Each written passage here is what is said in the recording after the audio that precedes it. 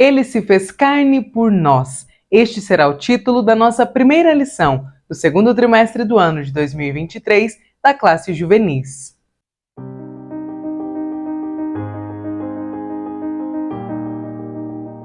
A paz do Senhor, querido aluno e professor da Escola Bíblica Dominical. Eu sou a irmã Damaris, sou professora da EBD, na congregação em que sirvo ao Senhor aqui na Assembleia de Deus em Curitiba. E hoje eu estou aqui para que nós possamos iniciar juntos a meditação na nova revista da classe Juvenis, cujo tema será O que Cristo fez por nós e o que podemos fazer pelo reino de Deus. Nós teremos o privilégio de, neste novo trimestre, estudarmos a respeito do que Cristo fez por nós. Poderemos nós, professores, trazer à memória dos nossos juvenis, a lembrança deles, quem é Jesus, o que ele fez por nós e como eu posso agradecê-lo e melhorar a minha participação no reino de Deus. Então nós estivemos no trimestre passado estudando a respeito da igreja e de como ela deve estar posicionada na sociedade para que ela seja relevante, para que ela seja sal e luz de uma sociedade. Neste novo trimestre, nós entenderemos de forma individual o que cada juvenil, o que cada cristão pode fazer para que se porte melhor, se posicione melhor na igreja, a fim de que ela seja essencial na sociedade. Então nós estudaremos a respeito de Jesus, de santificação, de oração. Eu vou fazer aqui a leitura das nossas 13 aulas, do que é que nós teremos aí para frente. Por quê? Eu acredito que quando nós iniciamos o novo trimestre, nós, professores, devemos fazer a leitura integral da revista para que nós saibamos qual é o nosso ponto de partida e qual será o nosso ponto de chegada. Mesmo que você, professor, só vá lecionar uma única aula em todo o trimestre, por exemplo, a aula de número 5, é necessário que você saiba exatamente o que foi abordado nas 4 aulas anteriores e o que será abordado nas próximas aulas, porque só assim eu saberei exatamente o que falar, como não adiantar um tema, como não repetir algo que já foi falado, como não acabar interferindo na aula de um outro professor. E também existe um conteúdo tão rico nesta revista que eu acredito que mesmo que você tenha lá seus 40 anos de fé, seus 50 anos de EBD, você vai ser edificado pelo conteúdo que está nesta revista. Então, cada nova lição que nós temos a oportunidade de ler, de estudar, nós estamos podendo aprofundar ainda mais na palavra de Deus e é um privilégio poder conhecer mais a respeito do nosso Senhor. Então, olha só quais serão os títulos que nós estudaremos ao longo deste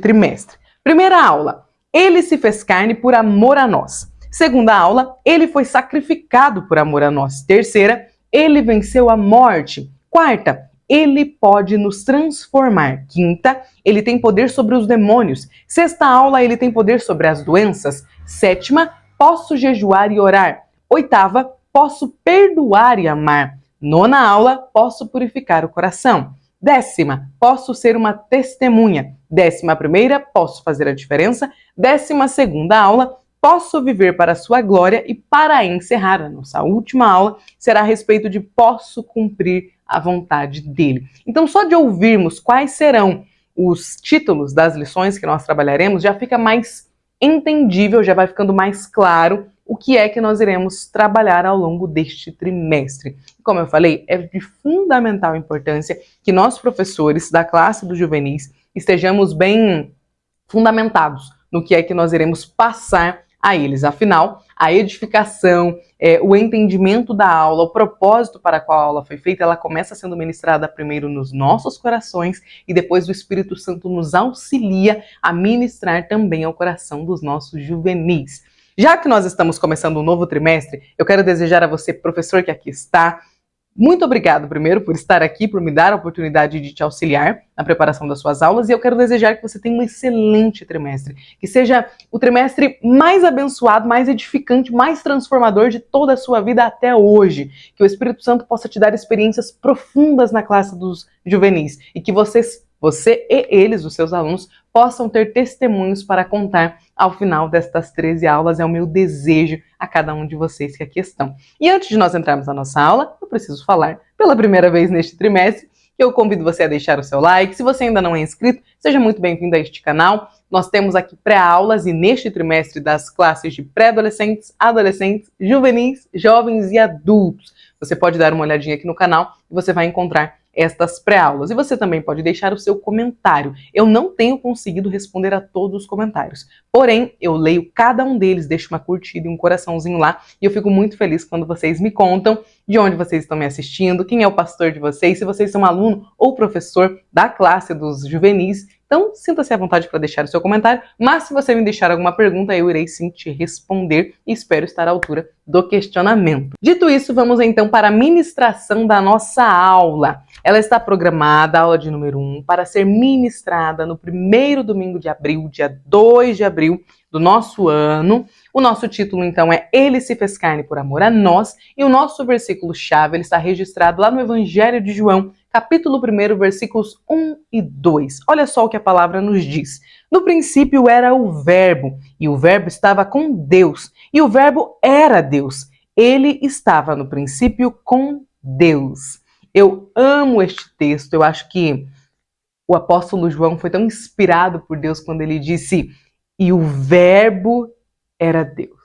E o Verbo se fez carne, e o Verbo, a palavra, aquele a quem nós não conseguimos definir. Então vamos chamá-lo de a palavra. Eu acho tão bonito quando o Evangelho de João nos traz este entendimento a respeito de quem é Jesus. Nós temos aqui a nossa leitura semanal. Eu tenho dito na pré-aula das classes de pré-adolescentes e de adolescentes que nós, professores, precisamos de estratégias, ainda mais nestas classes de adolescentes, né? De estratégias para dar uma inserida na IBD lá na semana dos nossos adolescentes, dos nossos juvenis, no caso desta turma. Por quê? Irmãos, nós precisamos, eu não diria competir, mas pelo menos chegar perto, porque eles têm no celular TikTok, Instagram, WhatsApp, os 1000 grupos com a galera que eles gostam, os amigos, o pessoal da escola. Aí na televisão, no tablet ou no próprio celular tem as plataformas de streaming, tem HBO, tem Apple TV, tem Netflix. O que não falta são entretenimentos para os nossos adolescentes, para os nossos juvenis. E nós, enquanto professores da IBD, precisamos entender que nós estamos falando de uma geração extremamente ativa, extremamente rápida. Um vídeo do tamanho desse daqui, eles não assistem assim jamais. Então, veja que esse conteúdo muito rápido que o TikTok está trazendo tem justamente a ver com a idade do público que está assistindo, que é bem essa idade, a faixa etária com quem né, nós estamos trabalhando. Então, eu acho que é válido que nós possamos inserir um pouquinho do que será a EBD no domingo ao longo da semana dos nossos juvenis. Então, você pode ter um grupo no WhatsApp, um grupo no Telegram, ou ter lá como que fala? Melhores Amigos no Instagram. Você compartilha lá com seus juvenis as próprias leituras da semana. Você pode lá lançar dúvidas, questionamentos para que eles tragam na aula sobre o que será debatido no domingo. E você pode também aproveitar e colocar qual é a leitura do dia, para que eles façam essa leitura, para que a aula do domingo ela não fique perdida na semana, sabe? Teve todos os compromissos da vida e aí vamos lá na igreja no domingo dar uma estudadinha, ouvir a irmã falar, o líder falar. Não, vamos pensar em uma forma de fazer com que as lições da escola bíblica dominical possam vir à memória dos nossos juvenis ao longo da semana. Que eles se lembrem, que eles pensem, nossa, por que será isso? Vou levar uma dúvida, porque assim as nossas aulas serão mais interativas, terão um ambiente melhor. Às vezes nós queremos que os nossos adolescentes perguntem, mas eles não sabem nem o que perguntar, porque eles estão aqui, não leram a lição em casa, chega aqui, abre a lição onde a gente fala e segue a vida. Então vamos pedir estratégias ao Espírito Santo para que nós consigamos, ao longo da semana, ir lançando dúvidas, questionamentos, pensando numa forma de fazer com que haja uma expectativa para a EBD. Aí nós criamos neles, geramos essa expectativa para que eles cheguem, né? Vem. Gente, deu uma travada aqui na boca. Para que eles cheguem no domingo, para que eles venham para a EBD com mais disposição em aprender, já mais sedentos para ouvir a palavra. Porque domingo de manhã, eu não sei na cidade em que os irmãos estão me assistindo, mas aqui em Curitiba, hoje tá um dia calor, né? Tá quentinho. Mas geralmente, domingo ou tá chovendo ou tá muito frio. A gente passa a maior parte do ano com frio e chuva. Então, às vezes, a gente chega lá para lecionar para a classe juvenil e eles estão meio assim, ó. Não estão nem ali. Só tá o corpo, né? A alma tá em outro lugar. Então, que nós possamos pensar em estratégias para que as nossas aulas sejam melhores, para que nós possamos ter mais feedback dos nossos juvenis e criarmos ali um ambiente de bom aprendizado. Irmãos, para que uma aula seja proveitosa, é necessário que ela não seja um monólogo, e sim um diálogo. Então nós precisamos que os nossos adolescentes interajam conosco. E não há como interagir sobre algo que você nunca ouviu. A não ser que eles sejam muito desinibidos, que falem mesmo pelos cotovelos ali, às vezes tem um ou dois na sala, eles não vão falar sobre o que eles não sabem. Eles não vão perguntar sobre o que eles não têm curiosidade. Então, se nós gerarmos uma expectativa, se nós criarmos uma curiosidade neles, talvez nós teremos aí, talvez não, posso afirmar, mas com certeza teremos aulas mais proveitosas. Amém? A nossa leitura bíblica em classe, ela está registrada também no Evangelho de João, capítulo 1, versículos 1 ao 5 e também os versículos do 9 ao 14. Esta leitura eu não fazia nos trimestres passados, se você já me acompanhava aqui, mas neste novo trimestre eu decidi fazê-la, porque eu acho que falta essa leitura. Às vezes os irmãos estão assistindo essa pré-aula sem a Bíblia em mãos, às vezes está no trânsito, está indo trabalhar, está num momento ali que não está com a Bíblia. Eu acho que é bom que nós tenhamos uma profundidade a respeito do, biblicamente, uma base sobre o que é que nós vamos falar. Eu tenho falado já desde o trimestre passado que a Escola Bíblica Dominical é uma escola bíblica. Então nós não viemos aqui falarmos o que nós achamos. Nós não vamos às aulas fazermos uma meditação com base em algo que veio na nossa cabeça. Não, é uma escola bíblica, é uma meditação bíblica. Então não há como nós iniciarmos a nossa aula, nós fazermos uma meditação sem que nós tenhamos feito a leitura da palavra de Deus. Então, pensando na possibilidade de você estar em um momento ouvindo nesta pré-aula, em um momento que você não está com a Bíblia, eu vou fazer a leitura, vou deixar passando aqui na tela a escrita do texto bíblico para que você possa acompanhar aí de onde você está. Vamos lá, então. Leitura aqui de 1 João, capítulo 1, obviamente. Vamos ver aqui do versículo 1 ao 5. No princípio era o Verbo, e o Verbo estava com Deus, e o Verbo era Deus. Ele estava no princípio com Deus. Todas as coisas foram feitas por ele, e sem ele, nada do que foi feito se fez. Nele estava a vida, e a vida era a luz dos homens. E a luz resplandece nas trevas, e as trevas não a compreenderam. Ali estava a luz verdadeira, que alumia a todo homem que vem ao mundo. Estava no mundo, e o mundo foi feito por ele, e o mundo não o conheceu. Veio para o que era seu, e os seus não o receberam. Mas a todos quanto receberam, deu-lhes o poder de serem feitos filhos de Deus, aos que creem no seu nome, os quais não nasceram do sangue, nem da vontade da carne, nem da vontade do varão, mas de Deus. E o Verbo se fez carne e habitou entre nós, e vimos a sua glória, como a glória do unigênito do Pai, cheio de graça e de verdade. Amém. A leitura da palavra pode ser feita de uma forma mais dinâmica com uma classe aí dos seus adolescentes. Você não precisa fazer a leitura dela sozinho, ou sozinha, né, se você for uma professora. Você pode contar com a ajuda dos seus juvenis. Se eles já estiverem mais habituados à leitura, você pode pedir que eles façam a leitura integral de todos os versículos, ou se você tiver uma quantidade menor de alunos, ou eles forem mais tímidos, você pode ler um sim, um não, e ir pedindo que eles ajudem você ali a fazer a leitura. Eu acredito que até mesmo na classe dos adolescentes mais tímidos, eles te auxiliarão. Eu já tive classes com adolescentes bastante retraídos, às vezes aquele dia que está chovendo muito e que tem poucos adolescentes, eu falo, vocês me ajudam? E aí eles ajudam, eles fazem a leitura, às vezes um pouco envergonhados, mas fazem. E eu acredito que é um excelente momento, oportunidade que nós podemos dar a eles de praticarem a leitura em público. Então é bem válido que essa leitura possa ser feita juntamente com eles e também quando nós pedimos para eles nos ajudarem a ler, eles prestam atenção, porque como eles estão fazendo a leitura junto, eles acabam focando mais ali no que nós estamos fazendo. E irmãos, conseguir a atenção de adolescentes é realmente algo assim muito difícil. Então, tudo que nós pudermos fazer para que eles prestem mais atenção, para que eles interajam mais conosco, é válido, é bem-vindo. Os objetivos da nossa aula são os seguintes. Primeiro, compreender por que era necessário Jesus ter vindo ao mundo em carne. Segundo, saber que Jesus morreu em nosso lugar, morte vicária. E terceiro, afirmar de que Jesus se entregou completamente na cruz por amor a nós. Para nós iniciarmos o nosso primeiro tópico, porque ele se fez carne, primeiro subtópico, foi preciso abrir mão temporariamente da sua glória, eu se coloquei aqui, inclusive se marquei aqui na lição, que nós temos duas perguntas para iniciar este tópico. E aqui na interação, que está na página 8 da revista de professores, a lição nos traz uma dica de como nós iniciarmos a nossa aula conseguindo a atenção dos nossos juvenis e fazendo com que eles participem da aula de forma mais efetiva. Então veja só, eu gostei desta interação.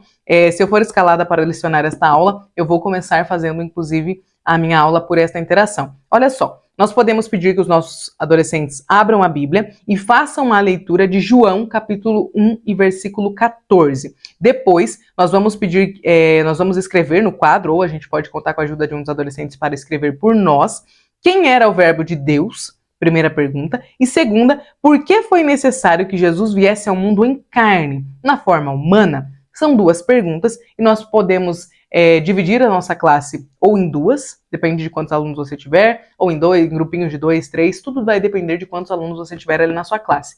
Aí você os divide e peça que eles façam um debate, que eles conversem, né, a respeito do debate não, mas que eles conversem a respeito destas duas perguntas que foram feitas. Depois que eles fizerem ali a conversa, você pode dar para eles lá 4 minutos, 6 minutos, aí você pede que um deles, ou se todo o grupo quiser falar, diga o que foi que eles acharam, a qual ponto eles chegaram a respeito destas duas perguntas. Qual foi a resposta que eles encontraram? Depois que eles derem a resposta, minha dica é não diga tá certo, tá errado, quase, mais ou menos. Não. Ouça as respostas atentamente e os convide para iniciar a aula, porque assim você vai prender a atenção deles, porque eles vão querer saber se é a resposta. E aí, estamos certos? Não estamos? Você pode, inclusive, melhorar a dinâmica, professor, sugerindo que o grupo que tiver acertado a resposta vai ganhar um doce, um presente, um livro, o que você tiver à disposição. Ali vai receber um mimo pela resposta. Só que você não fala para eles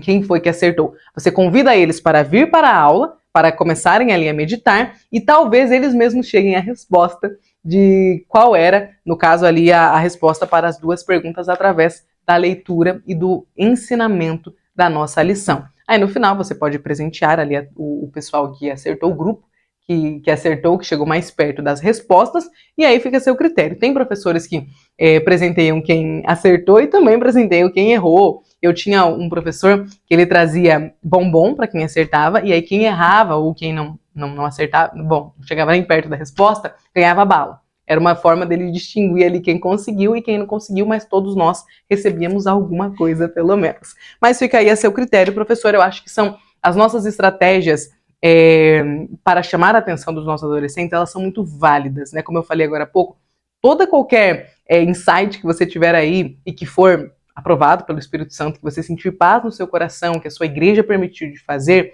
faça. Porque gincanas, dinâmicas, sair ali vamos ficar sentadinho, lendo a revista e ouvindo, é bom para que as nossas aulas sejam melhores, sabe? Para que seja um ambiente mais gostoso de aprendizado da palavra.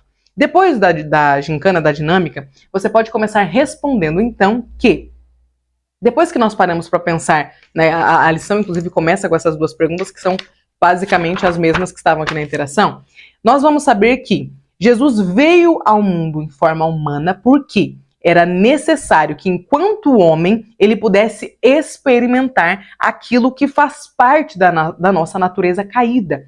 A dor, o cansaço, a fome, a tentação, a morte. Então, para que ele pudesse se compadecer das nossas fraquezas, ele precisaria sentir quais eram as nossas fraquezas. Ele precisava enfrentar as nossas limitações para que assim ele pudesse ser um sacrifício perfeito. Então Jesus tinha duas naturezas. É muito bom frisar isso aqui. Ele não era um homem, um deus, dois deuses, dois homens. Não, ele tinha duas naturezas. Nós também temos duas naturezas. Nós temos uma natureza santa, depois que nós nascemos de novo, mas nós ainda temos uma natureza humana, caída.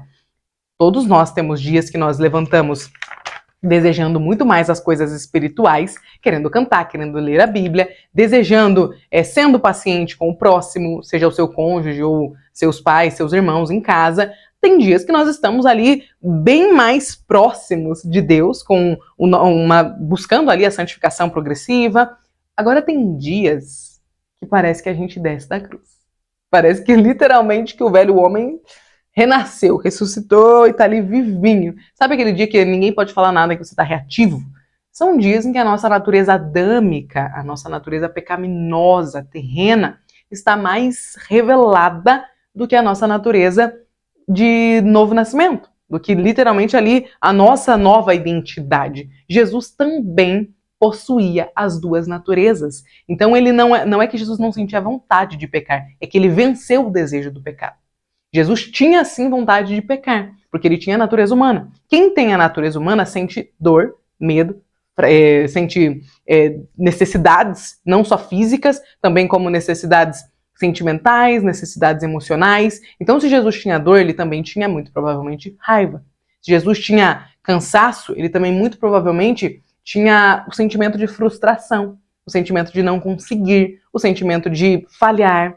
Então, ele experimentou as nossas misérias. Nós temos essas dificuldades e Jesus veio e abraçou a nossa humanidade, sendo exatamente como nós somos. Mas Jesus é o nosso exemplo de que é possível vencer, de que é possível que a nossa natureza caída, humana, seja mortificada e continue mortificada através do nosso esforço. Então, sim, vale deixar bem claro, você pode, inclusive, professor, talvez trazer no quadro, escrever, ou pedir que um dos seus adolescentes venha e escrevam, que Jesus tinha, sim, duas naturezas, a natureza humana, que está citado lá em Filipenses, e também a natureza divina, que o apóstolo João vai nos explicar muito bem. João, lá no Evangelho, né, no Evangelho que levava o próprio nome dele, ele vai nos mostrar que os sinais operados pelo Salvador durante o seu ministério possuíam uma finalidade. Então Jesus não operava sinais para que a multidão o seguisse. Ele não operava sinais para se aparecer, para criar ali algum tipo de rivalidade com os fariseus, com os escribas, nada disso. A finalidade da operação de milagres, dos sinais, era justamente mostrar ao mundo que Jesus e o Pai eram um só. Que Jesus também era Deus, que o fato dele estar fazendo milagres, de estar curando pessoas, de estar acalmando a tempestade, de estar transformando vidas e perdoando pecados, significava que ele também era Deus. Então, quando ele perdoava o pecado de alguém, ele estava na função de Deus. Um homem não pode perdoar o pecado de uma outra pessoa e dizer, vai lá e não peques nunca mais. Não é a nossa função, nós não temos essa capacidade, mas Jesus tinha. Então ele abraçava a sua capacidade divina também e revelava ao mundo que ele e o Pai eram um só. A perfeita trindade ali, né? O Pai, o Filho e o Espírito Santo. E dessa forma, ele conseguiu poder para cumprir o plano de redenção que já havia sido determinado por Deus antes da fundação do mundo. Ponto 1 e 2, segundo subtópico, nossa participação na cruz. Aqui eu acho que a lição começa a ficar mais reflexiva e pessoal. Porque nós vamos entender, eu inclusive gostei do título que a CPAD trouxe, a nossa participação na cruz. Qual foi a nossa participação? Você já parou para pensar que nós tivemos uma participação, nós, eu, você, os nossos juvenis, você pode inclusive perguntar nessa lição, você juvenil, né, você citar o nome de um dos adolescentes, enfim, tudo depende, professor, da interação que você tenha com eles, de quanto tempo você já está ali na classe. Você pode perguntar para eles se eles já pararam para pensar que nós, que eles, tiveram participação naquele triste episódio que aconteceu lá no Gólgota. Jesus morreu e nós participamos daquela morte. Jesus não morreu e, nossa, olha, faz mais de 2000 anos lá que Jesus morreu. Não foi assim. Não foi dessa forma. Nós participamos daquela morte. Nós tivemos participação no maior ato de amor da humanidade e no ato mais cruel que já foi realizado na humanidade, que é a condenação de um inocente em favor de injustos. Porque morrer por alguém que era justo ou morrer no lugar de alguém por amor é algo que já aconteceu ao longo da história. Por exemplo, se você perguntar para uma mãe se ela prefere que ela morra ou que o seu filho morra, ela vai, sem pensar duas vezes, se entregar no lugar do seu filho. Se alguém me pergunta quem vai pegar gripe na sua casa, você é a sua filha, gente, eu pego todas as gripes, eu passo todas as semanas do ano gripada, desde que minha filha não pegue nenhuma gripe. Porque isso é o que nós temos capacidade de fazer, morrer no lugar de quem nós amamos, de quem é justo. Então um pai e uma mãe morrem de forma cega pelos seus filhos. Agora, eles estão ali justamente na função de pais. Agora, alguém que morre por inimigos, por pessoas que eram inimigas. A Bíblia nos fala que Jesus morreu por nós quando nós ainda éramos inimigos. Jesus morreu pelas pessoas que estavam o matando. Enquanto os soldados romanos o humilhavam, enquanto eles o penduravam ali no madeiro, condenavam ele a uma das mortes mais cruéis que a história registra, a crucificação, que era um método romano de matar, né, de fazer com que a pessoa fosse penalizada, é considerada pelos historiadores uma das formas mais cruéis de se morrer, uma das piores formas, porque segundo o que os historiadores falam, a pessoa, o corpo dela ali vai sofrer e ela está pendurada, ela não pode descer, ela quer descer, mas ela não consegue. Então imagina você estar sendo torturado, querendo sair dali sem poder, você está pendurado no madeiro. E aí o peso do próprio corpo ali pelos pregos, nas mãos e nos pés. Imagina o quanto isso não foi dilacerante para Jesus. É só nós darmos aí uma pesquisada, você pode, professor, inclusive, colocar no Google ou no YouTube vídeos de médicos que pesquisam, que fazem a defesa da fé, que são especialistas em apologética, que falam a respeito de como foi a morte de Jesus. Alguns ateus, alguns incrédulos na fé, levantaram dúvidas por muitos anos de que Jesus não tinha morrido, de que o corpo dele não foi encontrado justamente porque ele não tinha sido morto. Aí alguns médicos foram fazer uma pesquisa aprofundada a respeito do que o médico Lucas havia escrito sobre a morte de Jesus. E alguém que sofreu todas aquelas dores no corpo, alguém que sofreu toda aquela violência, não poderia continuar vivo. Então, realmente, não há como dizer que Jesus não morreu, porque sim, ele morreu. Não há como alguém que sofreu todas aquelas injúrias em seu corpo continuar viva. Isso já foi provado, mais do que respondido pela própria medicina ao longo das últimas décadas. Então, veja que o que Jesus sofreu por nós é realmente assim algo completamente desumano. É uma violência, uma crueldade sem tamanhos. E eu acho muito importante que nós possamos trazer este entendimento aos nossos juvenis. O que Jesus fez na cruz não pode ser pensado, não pode ser considerado assim, Jesus morreu por nós. Nós não podemos pensar no culto de ceia como ceia. Não funciona assim. Páscoa? Chocolate. Então eu acho muito válido, muito importante, que justamente agora que nós estamos chegando aí próximo da celebração de Páscoa, nós possamos ser lembrados de que os nossos olhos não devem estar presos ao mundo natural, ao mundo físico. Cristo é a nossa Páscoa. Cristo morreu por nós. Quando nós pensamos em celebração de Páscoa, chocolate é a sobremesa do almoço. Mas a nossa memória, o nosso coração, os nossos pensamentos neste dia devem estar cravados junto com Jesus na cruz. Devem estar pendurados no madeiro junto com ele.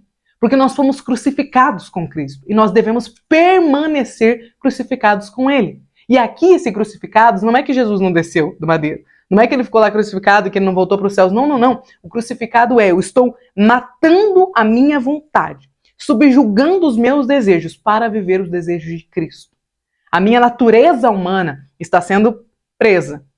É isso que significa estar crucificado com Cristo. E a Páscoa tem o intuito de trazer à nossa memória a lembrança de que Jesus, o nosso Cristo, o nosso Senhor, o Filho de Deus, morreu em nosso lugar. Ele se tornou o sacrifício perfeito que trouxe a nós a oportunidade de sermos perdoados da condenação a qual estávamos destinados para sempre, a morte física e espiritual. Então, olha só o que a lição vai nos falar. Os nossos pecados estavam sobre aquela cruz. O Filho de Deus tomou sobre ele mesmo as nossas dores, as nossas enfermidades, os nossos pecados, as nossas misérias estavam sobre Jesus. Então não era só o peso do corpo dele que estava sobre ele naquela cruz e que provavelmente provocaram tantas dores em Jesus, mas ele estava levando sobre ele todos os pecados de toda a humanidade. O que Jesus estava fazendo era se tornando o sacrifício perfeito no lugar de todos. Ele estava cumprindo a missão que o Pai havia lhe dado. Então, hoje, nós devemos crer, reconhecer e aceitar o sacrifício como sendo a nossa única maneira de reconciliação com Deus. Jesus enfrentou toda sorte de dores, de angústias, de traição e de sofrimento por amor. Tudo o que Jesus fez, a motivação dele, o porquê de Jesus era o amor. Não esse amor que a nossa sociedade banalizou. Não esse amor que fala, eu te amo, e daqui 2 dias já não lembra mais nem o nome da pessoa. Não. Nós estamos falando de amor. Nós não estamos falando de paixão, de afeição. Nós não estamos falando de desejo, nós estamos falando de amor. É necessário que nós possamos ensinar os nossos juvenis a diferenciar o que é amor. O que Jesus fez por nós na cruz, ele só fez porque ele nos amou. E ele nos amou, como o apóstolo vai nos dizer, quando nós ainda éramos inimigos dele. Quando nós não merecíamos o seu perdão. Quando nós não merecíamos o seu amor. E dito isso, olha o que a lição vai nos dizer para encerrar este primeiro tópico. Esta lição deve nos levar a refletir e a aceitar com gratidão tudo que ele fez e continua fazendo por nós. Então, o intuito desta lição é fazer com que nós possamos refletir. Nós vivemos dias tão ocupados, tão corridos, que às vezes nós deixamos escapar a importância, o quão definitivo foi o sacrifício de Cristo. O que Jesus fez foi o motivo, é o motivo de nós podermos cantar Eu Sou Livre. Nós só podemos dizer eu sou livre, eu estou liberto da condenação do pecado, das amarras do pecado, porque Cristo morreu por nós. Então, a ceia jamais pode ser algo mecânico na nossa vida. Vamos se arrumar para a ceia, meus irmãos. Eu sempre peço ao Senhor, eu tenho orado, eu falei no trimestre passado, eu acho, que sempre que estou me preparando para o culto de ceia, falo, Jesus, não deixe que este culto se torne mais um culto para mim. Eu não posso me esquecer do tamanho do significado deste culto. No dia de Páscoa, nós não podemos nos esquecer do tamanho, do significado do que nós estamos falando. O coelho, as lembrancinhas, a reunião em família, tudo isso é parte da nossa cultura, da nossa sociedade, não tem nada de errado. Mas nós não podemos nos esquecer de que a Páscoa para nós não tem só um âmbito físico, não tem só um âmbito cultural. A gente só não prepara um almoço legal e convida todo mundo. Não. A Páscoa para nós significa redenção. Aleluias. E agora nós vamos para o segundo tópico. Ele morreu em nosso lugar. 2:1. O tema central das Escrituras. Você sabia que a salvação da humanidade mediante o sacrifício de Jesus é o tema central das Escrituras Sagradas?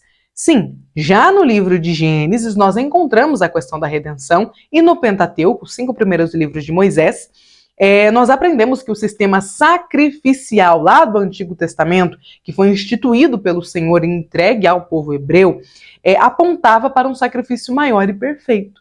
Cada vez, todas as vezes, melhor dizendo, que os hebreus levavam os animais para que fosse como um substituto deles, para o perdão de pecado deles, eles estavam apontando para o Calvário. Então, toda a Escritura nos aponta para Cristo. Este, inclusive, é um bom entendimento e é uma boa leitura de se fazer da palavra de Deus, pensando o que cada um dos livros da Bíblia dizem a respeito de Cristo. Tem uma Bíblia eu acho que ela está até aqui, do pastor Charles Swindoll, que ele tem no início de cada um dos livros da Bíblia, ele tem um quadro explicando alguns detalhes históricos, enfim, fazendo a divisão para um bom entendimento do livro, e ele possui ali um quadrinho escrito exatamente Cristo em Gênesis, Cristo em Levítico, Cristo em Isaías. E eu acho muito válido que nós possamos aprender a fazer uma leitura olhando onde está Jesus em cada um dos livros da Bíblia, em cada um dos momentos, que os livros da Bíblia estão registrando, e também ensinar aos nossos adolescentes. Por que eu devo ler Deuteronômio? Nós vivemos, inclusive, em um período em que se levanta essa discussão dentro da nossa igreja. Por que eu preciso estudar Êxodo? Para que... Não, nós somos igreja. A gente lê de Mateus para cá e olha lá. Não. Toda a Bíblia aponta para Cristo. Toda a Escritura nos revela o caráter de Deus. E este caráter nos mostra, nos evidencia o motivo pelo qual Jesus morreu em nosso lugar. Porque o caráter de Cristo, uma de suas características, é o amor. E o que ele fez por nós só poderia ter sido motivado por um enorme amor. Um amor que é divino. Aqui, inclusive, eu até marquei. Talvez surja na sua classe a pergunta, ou seus adolescentes até possuem essa dúvida, mas talvez nunca revelaram a dúvida e ficam ali com a dúvida martelando. Por que os sacrifícios de animais eram necessários no Antigo Testamento? Por que se matava tantos animais? Por que se degolava tantos animais lá no Antigo Testamento? Então, olha só. Esta prática, ela acontecia, ela era necessária porque foi a forma que Deus, que é santo, utilizou para que o seu povo, que é pecador, não fosse consumido pelos seus atos impuros. Então, Deus, que é santo, decidiu se relacionar. Voltando, tive que parar para tossir. Então, o Deus que é santo decidiu se relacionar conosco. E nós somos impuros, nós somos pecadores, nós temos muita dificuldade em nos mantermos santificados. Então o Senhor decidiu obter ali uma forma lá no Antigo Testamento, quando não era o tempo exato e perfeito para que Cristo viesse, uma forma para que o seu povo pudesse ser remido pelos pecados deles. Então, cada um daqueles animais estavam apontando para o sacrifício de Cristo. É por isso que ele é chamado, Jesus é chamado de o nosso sacrifício perfeito, de oferta derradeira. Porque ele, na cruz, o ato dele de amor por nós, ele literalmente finda o período sacrificial e ali Jesus se torna um sacrifício perfeito, porque ele paga de forma definitiva o que nós devíamos desde Gênesis 3, o capítulo da queda. Então, o Pai, o nosso Senhor Deus, quando executou o plano de salvação, que segundo o apóstolo Paulo, segundo a Bíblia, já estava pronto antes da fundação do mundo, antes de nós pecarmos, foi pensado que, de que forma nós iremos fazer com que este povo possa retornar a nós, porque o Senhor sempre desejou nos resgatar. O Senhor não nos criou para a condenação eterna, Ele nos criou para a comunhão eterna. O pecado é que nos afasta desta comunhão. Então, mesmo após o nosso pecado, mesmo após a nossa decisão de nos afastarmos de Deus, Ele ainda pensou em uma forma de nos resgatar de novo, de nos trazer para perto de novo. E esta forma no Antigo Testamento era através da morte dos animais e a partir do sacrifício de Cristo é através de aceitar a Jesus. Então, acho que é bem válido que nós tragamos esta resposta aos nossos juvenis. Vamos então para o nosso segundo subtópico do ponto 2, sacrifícios no Antigo Testamento. Os sacrifícios no Antigo Testamento tinham o objetivo de preparar a humanidade para o maior e mais importante sacrifício que seria realizado nesta terra. Qual é este? O sacrifício efetivado pelo Filho unigênito de Deus. Então é importante que nós saibamos que o modelo, né, o sistema de sacrifícios lá da Antiga Aliança, a Antiga Aliança é o que acontecia antes de Cristo, não incluía toda a humanidade. Nós sabemos que a Antiga Aliança ela era para o povo hebreu e para aqueles que se tornassem, né, povo hebreu. Então, para aqueles que vinham e decidiam passar por todos os rituais da lei para se tornarem também judeus. Para se tornarem judeus não, né? Mas para fazerem parte da Antiga Aliança. Alguns estrangeiros foram adicionados ao povo de Israel, mesmo sendo estrangeiros, porque eles aceitaram o pacto da Antiga Aliança. Então não era possível aceitar a Antiga Aliança se você não passasse por todos aqueles rituais. Não era algo que eu aceito onde eu estou e continuo vivendo a minha vida, não. Era necessário passar por todos os rituais. Nós temos, por exemplo, então, a Ruth, que era moabita e foi adicionada ao povo de Israel. Temos também o caso de Raabe. Então, várias pessoas ao longo das Escrituras aceitaram a Antiga Aliança, aceitaram Deus como seu Senhor e passaram a fazer parte daquela aliança através do sistema de sacrifícios.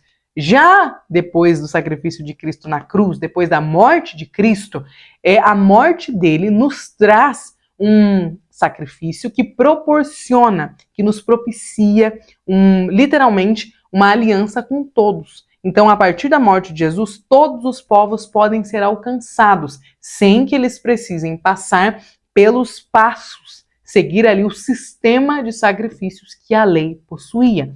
O apóstolo Paulo explicou exaustivamente isso no Novo Testamento, porque como Jesus veio para os judeus, né, a palavra nos diz que ele veio para os que eram seus, mas ele não foi recebido, Jesus veio como homem e veio como judeu.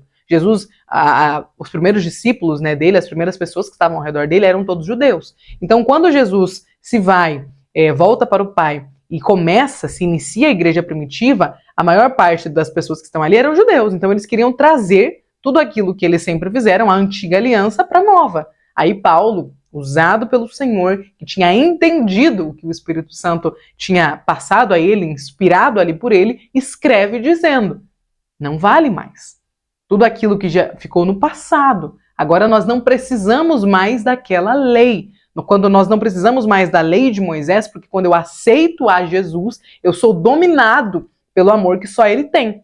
Portanto, eu não preciso mais seguir os preceitos da lei, porque agora Jesus já cumpriu toda a lei. Ele foi o último homem da lei e a partir de agora todos nós podemos desfrutar da liberdade que Cristo nos dá. Então não é libertinagem, não é fazer o que a gente quer. A liberdade que Cristo nos dá. Qual é a liberdade que Cristo nos dá? Fazer o que Ele deseja.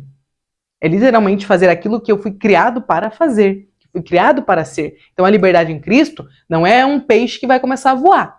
Não é um ser humano que vai começar a fazer algo que não é esperado de um ser humano. A liberdade em Cristo está em fazer aquilo que eu fui criado para fazer, em glorificá-lo, abraçando as funções que Ele me deu. Afinal, como eu falei agora, esse exemplo esdrúxulo do peixe, você nunca vai ver um peixe voando. Por quê? Porque ele não foi criado para aquilo. E o peixe também não sente a necessidade que nós, seres humanos, temos, a tentação que nós temos, de ficar desejando ser o que nós não fomos criados para ser. O que o pecado faz conosco? Ele nos leva a fazer aquilo que nós não fomos criados para fazer. Nós não fomos criados para a morte. Nós não fomos criados para as práticas pecaminosas, mas o pecado nos leva a fazer isso. Uma pessoa que se entrega, por exemplo, à prática, a um vício da bebida, ele vai se autodestruir, porque o corpo dele não foi feito para o pecado. O corpo dele não foi feito para aquilo.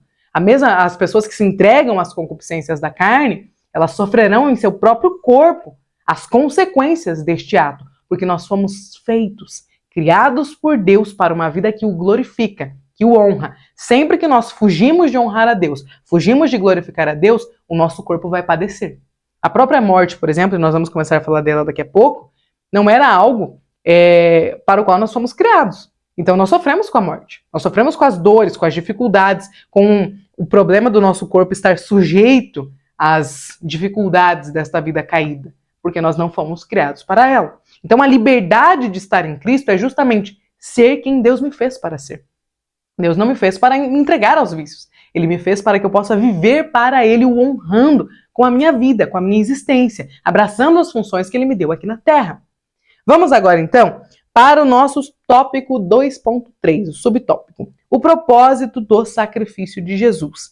Meus irmãos, alguns pontos vão ficando mais claros. Eu até vou indicar daqui a pouco aqui o livro para os irmãos, porque quando nós falamos da doutrina de Cristo, de cristologia, a gente precisa entender bem algumas coisas, alguns pontos para passar aos nossos adolescentes.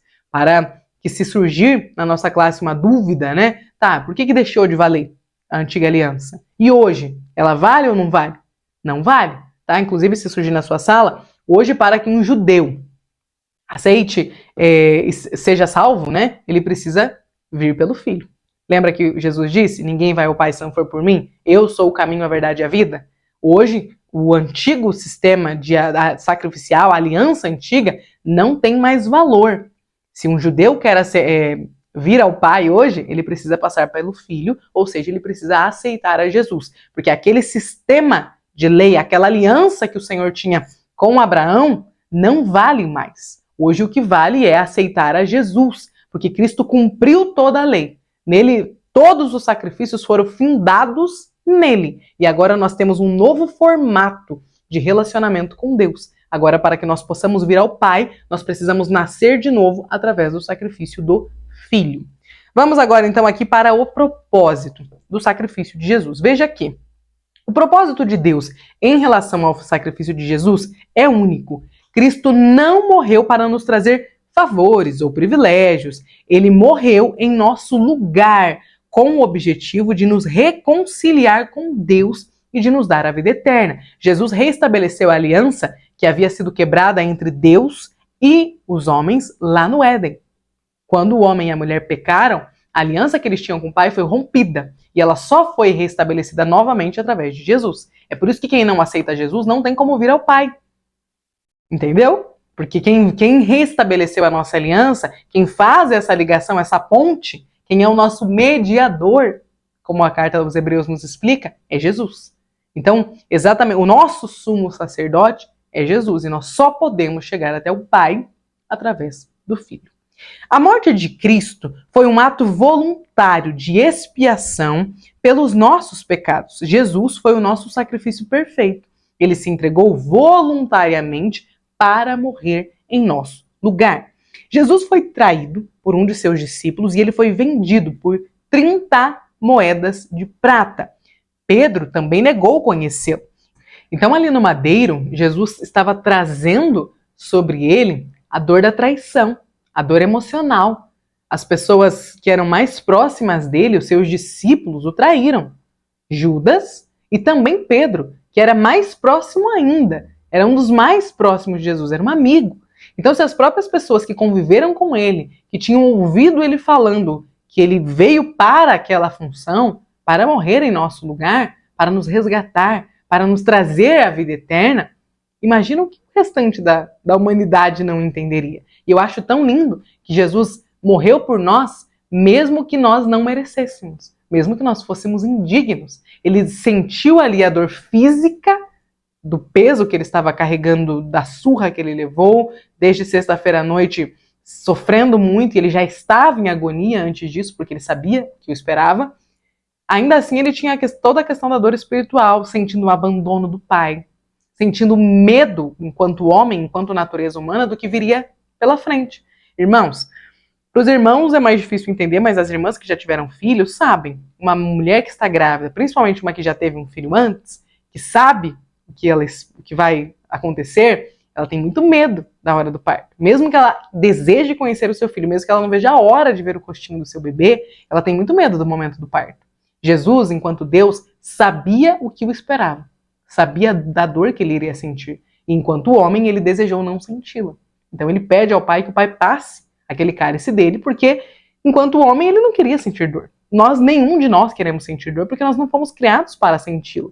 Nós não fomos criados para isso. Então imagina o tamanho do sacrifício de Cristo por nós. Ele sofreu espiritualmente falando, emocionalmente falando e fisicamente falando.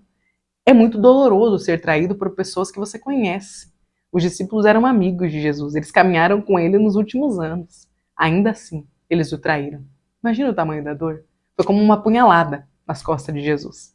E além de tudo isso, acresce-se a dor dele, toda a questão física e toda a questão espiritual. Ele estava levando sobre ele o peso dos nossos pecados, do pecado da humanidade.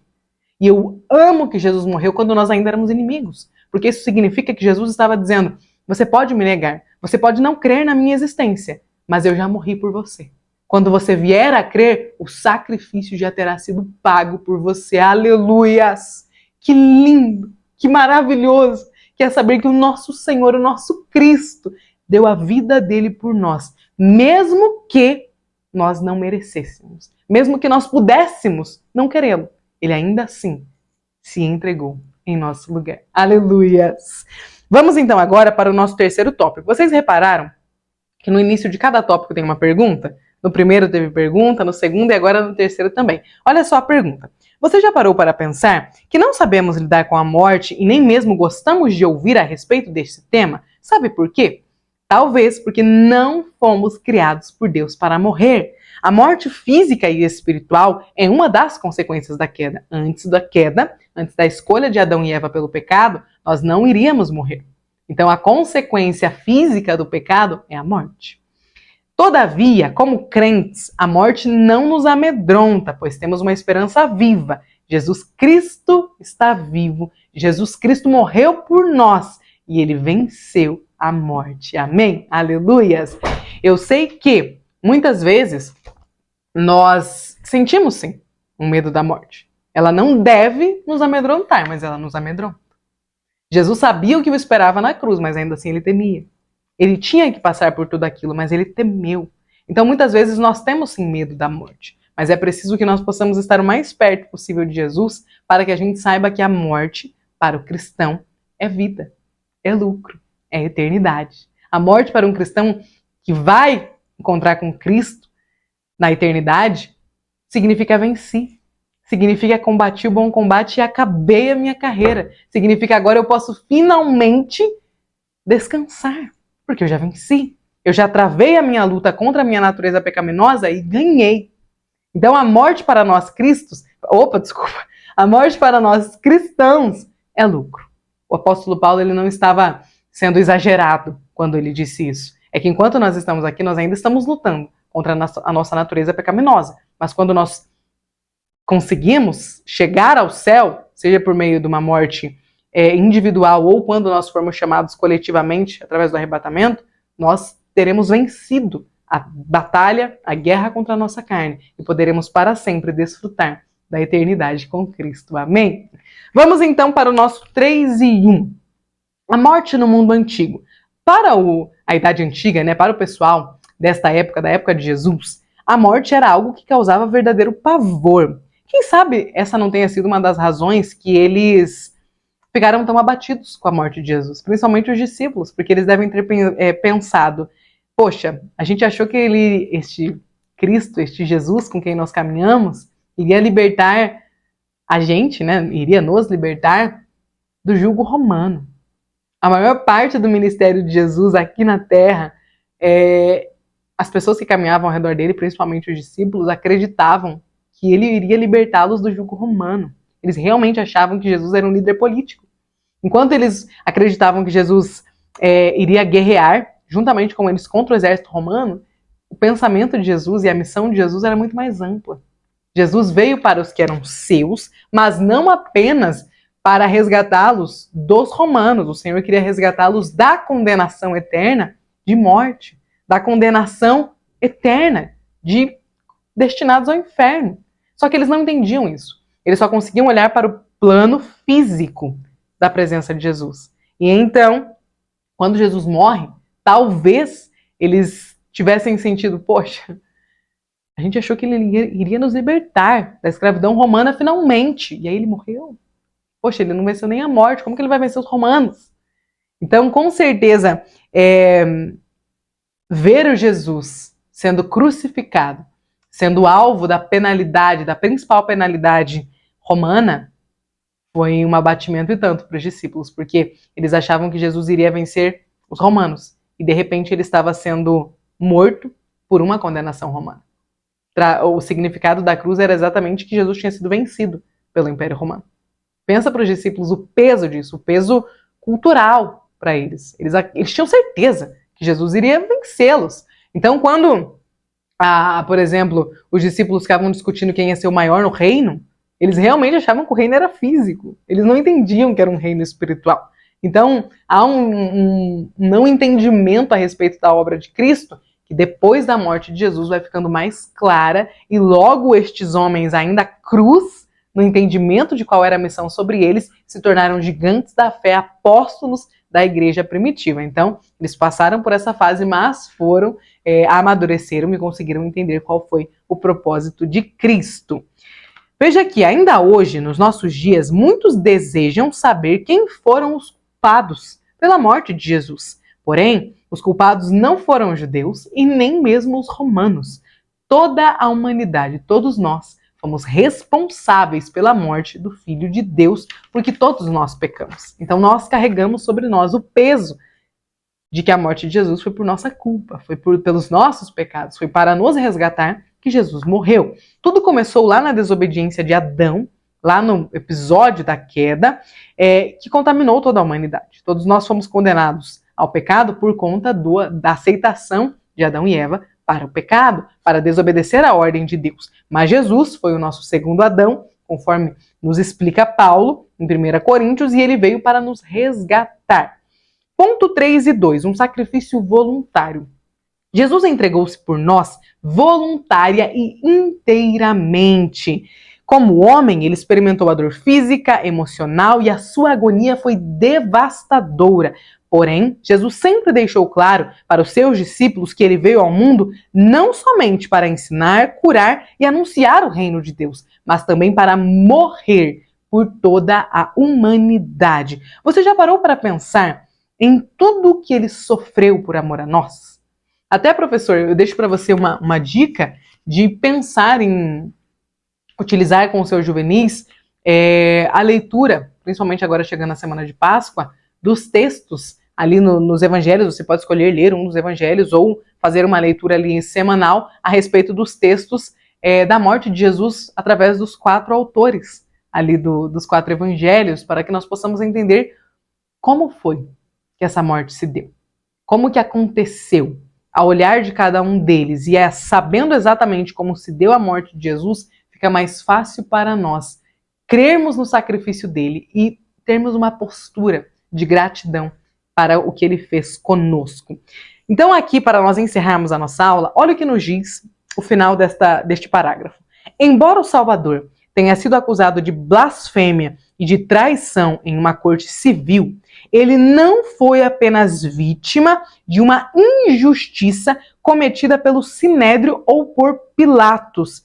Jesus foi punido diante de Deus, do Pai, em nosso lugar, por minha causa, por sua causa.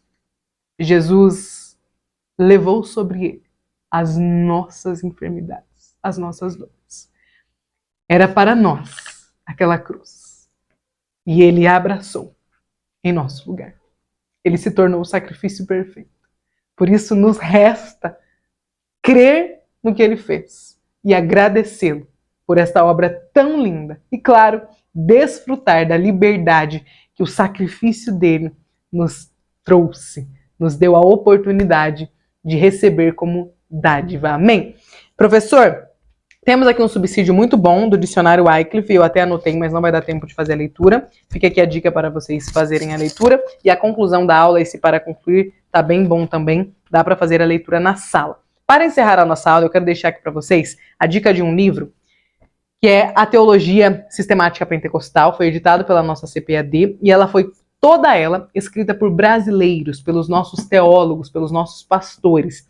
Então nós temos aqui vários pontos da teologia sistemática, então nós temos a bibliologia, a pneumatologia, e eu quero falar hoje para vocês da cristologia. Nós temos aqui na página 117 até a página 169 todo um ensino profundo, bíblico, bastante didático, tem como entender muito bem a leitura do que está escrito aqui, a respeito do que é cristologia. Então, eu convido você, professor da Escola Bíblica Dominical, que deseja saber mais a respeito do que nós estamos trabalhando neste trimestre, a doutrina de Cristo, a adquirir este livro. Ele tem um valor bem em conta. Este daqui, meus irmãos, ele é uma relíquia aqui da minha família.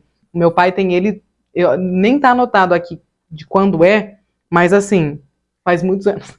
Eu e meu irmão usávamos pra gente brincar de cultinho em casa. Este livro, e desde que eu comecei a lecionar as aulas para a Escola Bíblica Dominical, é difícil uma aula que eu não utilize ele para preparação das minhas aulas. Então você pode adquirir, porque com certeza vai ser de excelente auxílio. Sempre que você for preparar uma aula da Escola Bíblica Dominical, você vai poder utilizá-lo. Fica aqui uma dica, e eu gosto de trazer os livros, porque eu acredito que nós que recebemos de Deus a função, o dom, o ministério do ensino, precisamos estar sempre nos aprofundando cada vez mais na palavra, para que nós possamos passar aos nossos alunos a melhor aula possível, o melhor ensinamento possível, fazendo para Jesus uma obra com toda a nossa força e com toda a nossa dedicação. Amém? Professor, quero desejar que você tenha uma excelente aula inaugural, que o Senhor Jesus te abençoe, te capacite, que você possa se submeter a Ele, deixar que a sua aula seja dirigida, guiada por Ele, que seus adolescentes, seus juvenis, na verdade, possam sair dessa aula com uma nova perspectiva a respeito do que Jesus fez por nós e se lembrando, podendo que nós possamos incomodar a mente deles com a lembrança do que Cristo fez por nós na cruz. Amém? Que nosso trimestre seja muito abençoado. Como eu falei no início, que seja o melhor de todos os trimestres que nós já tivemos até hoje. Amém? Deus abençoe. Muito obrigado por chegar até aqui e até a próxima aula.